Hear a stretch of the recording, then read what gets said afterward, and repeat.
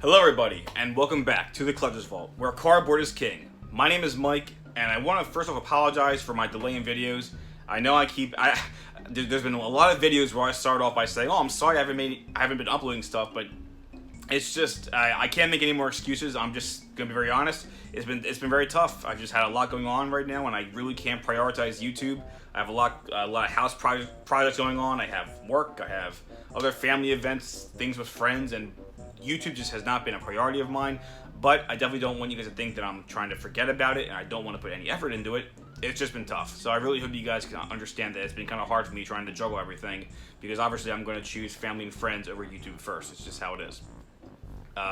So I do want to show you guys some things that we've been investing in right now. I have made a couple of videos about claim sales, and I want to show you guys some Pokemon cards I've been picking up in these little claim sales, and I really just want to emphasize that these are a great way for people to ever pick up cards that they need for their collections, if they're ever trying to fill in the holes for some of their like master sets, for some even from some of the old sets, like the WotC era. It's like this is a great opportunity for people if you have any wanting or any desire to fill those binders up. So with all that said, let's go to the table and I'll show you guys what we've been picking up.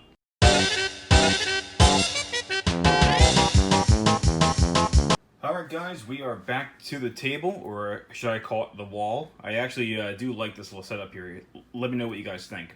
But anyway, so yeah, I kind of just wanted to go over some more of these Pokemon cards that I did receive from one of those claim sales. I swear, I have to give people a heads up. If you guys don't really know what claim sales are, they are a great way to pick up just really amazing cards that for great deals on the verified, respectable platforms on Facebook or any other social media platform where people do sell cards at amazing prices, and especially among reputable sellers. Like I would always make sure that you get references to make sure that these people are legitimate and all that stuff. But anyway, kind of just wanted to go over a few cards that we did pick up. I guess I'll just start right here. So this is just a Hitmonchan from Base Set Unlimited. I actually don't remember what I paid for it. I'll have to leave the prices in the video. But yeah, just a really nice Hitmonchan Unlimited. Let's see what the back looks like. Yeah, I'll definitely say this is like a light play because it has the whitening on top, but a bit of whitening on the side. But the back actually is pretty good, just, despite the little bits of whitening on the top. The front, I don't really think there's any hollow foil scratch. Yeah, there's definitely some hollow foil scratches, which is kind of a shame. You can kind of see some right there. But overall, I would say on the front, this is definitely a near mint specimen. Again, but the back, I would say overall the card's a light play. But yeah, Hitmonchan. And it's funny because he actually was what was considered to be a meta card back when Pokemon first came out. Like he actually was like really good. So basically finding PSA 10s of these is actually kind of hard.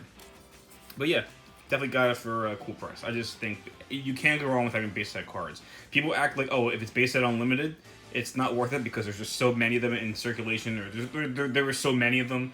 The print run was so high, but I think that's just ridiculous. Base set is always a good thing, even unlimited. Next was just a couple. We got another base set, just a Poliwrath. This I actually think I do remember the price. I think I got this for $1. Now you have to understand, Poliwrath is not the most popular among the base set cards. I think even just in Pokemon in general, Poliwrath is not the most popular. Hey, correct me if I'm wrong. If you guys are Poliwrath fans, let me know. But the front was actually really solid, and I actually I want to say the back was really good too.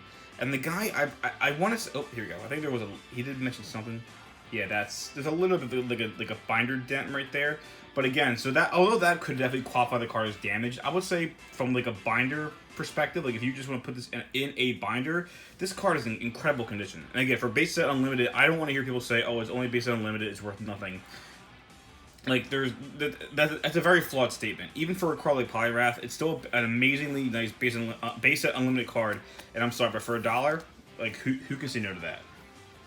Next is just a simple fossil Aerodactyl. This is not the first dead or the pre-release or anything. It's just a Aerodactyl. I want to say I think I spent a couple bucks on this, but I don't really think there's anything wrong with it. Besides like a speck here and there, definitely some whitening over on this side. And I think the front, there might have been a couple hollow scratches. I don't really remember there being any, but besides that, it actually looks pretty flawless. I mean, centering's really good. The yellow on the sides is really good. Just an amazing specimen. Again, for only a few bucks, I really just feel like you can't go wrong with that. And even though this is an unlimited fossil set, a lot of people act like unlimited fossil is just a terrible set. Whoops. A very undervalued set. I think it's correct. It's undervalued. I think it is definitely more valuable than people think. And whoops. Yeah, another Poliwrath.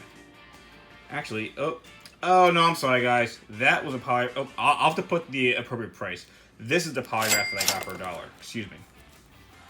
And I can actually tell because, yep, this is the one that actually would be considered definitely damaged. Because there's another, that's a horrible binder thing. And then the whitening on the back's pretty bad. I think there's a little, it looks like someone carved an F right here. Can't quite catch it in the light, but like it looks like there's like an F scratched into it. And then the front, again, that binder thing's pretty bad. But again, for $1, I think this is great for anybody's binder. Like for a binder presentation, if you want, or if you're trying to complete a base unlimited, you know, master set, this is actually not a bad card to have. I mean, for $1, it's like I don't really see the problem with it. It's kind of like a throw-in. Again, for this guy, I definitely remember paying really cheap for this too. I'll have to put the price up here for you guys. Alright, this one's actually really nice. This is a base set 2 Clefairy. Now, base set 2 is actually one of the sets that introduced. Well, it was actually Team Rocket. I think they introduced the like cosmic background with all these little they're not so much stars but more like little circles. Base set 2, I think, is another criminally undervalued set. And I think I got this for like, again, I think it was like $5 or less.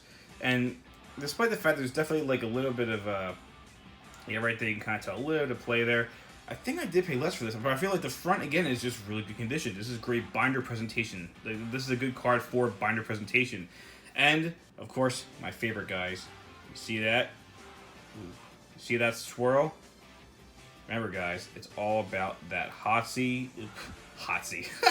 The Watsy Hollow Swirl. Okay, I'm just going crazy now. But yeah, again, not the most expensive card, but for that cover price, you really can't say no to it. Alright, now we get on to some of the really cool ones. This is actually a card that I think let me get this out of the way. This is actually a card that everyone loves. Everyone loves Gengar. Now, this is actually the Legendary Collection of Gengar. You can kind of tell this is not the fossil set. This little badge here means Legendary Collection. Legendary Collection did have the hollows, and then it did also have the reverse hollows. This is just the normal basic hollow. I don't know if this card came with like a non-hollow version. Like I know maybe it did. I don't even remember. I know Charizard is one of the cards that have a hollow version, a non-hollow version, then the reverse hollow version. So please correct me if I'm wrong, guys. That all the cards have non-hollow versions, kind of like how Jungle and Base Set and Team Rocket and so on and so forth kind of introduced that concept. That I just don't remember off the top of my head. But yeah, this is definitely by no means a near mint card. You can kind of tell a lot of whitening. There's a little bit like a dent on top. I can kind of try to catch it in the light.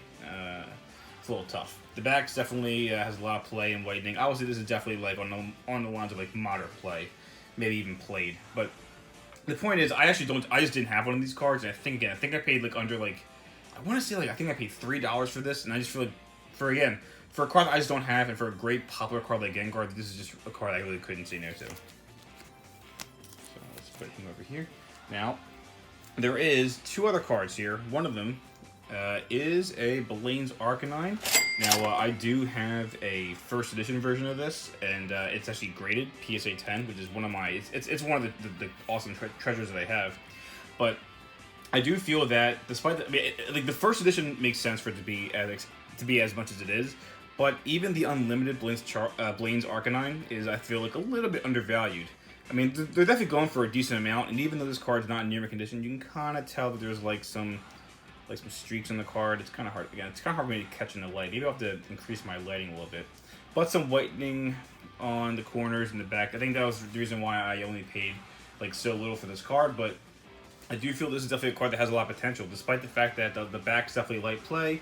I would say the front is in the light play to near mint category. Oops, sorry, it's not focusing.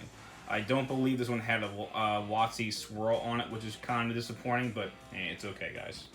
There's always next time. But yeah, Blaine's Arcanine is definitely Arcanine is just a really popular Pokemon, so I felt like this is just an amazing pickup for what I paid. And then finally, this is just a first edition fossil Gengar. Kind of like the Legendary Collection I just showed you. This is actually the very first print of Gengar. It was one of the most disappointing evolution change from base set because it didn't give Gengar stopped at Haunter. And although I'm personally a bigger Haunter fan than Gengar is obviously like I do respect Gengar for being one of the more cool and popular Pokemon.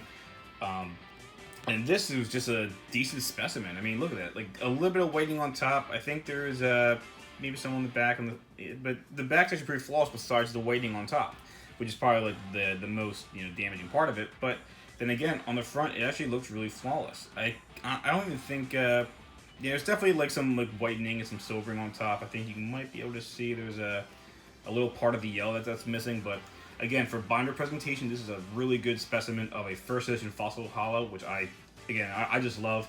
I don't really feel you can get. I think you can't have too many of these, so definitely an awesome pickup. And alright guys, well yeah, that was it. Just wanted to show you guys some of the cards I've been picking up again. I do really recommend you guys ever checking out claim sales. They are a great way to just find Gengar. No, don't fall over. These are just a really great way to pick up cards that you might need just to fill in like the holes in your collection. Okay, they're all falling apart. Anyway, so yeah, guys, let me know what you guys think about this. Let me know if you guys like this background. I kind of like it. I know it's not Pokemon related, but it's just a really cool background, I think, for Yu-Gi-Oh and for Pokemon stuff. And all right, these guys are all exhausted. So yeah, guys, let me know what you think, and if you have any questions about claim sales, and if you guys need any advice on where to locate them, please ask below. You know, leave some comments down below. I'd love to talk to you guys. And yeah, I guess with all that said, I'll talk to you guys in the next video. Take it easy.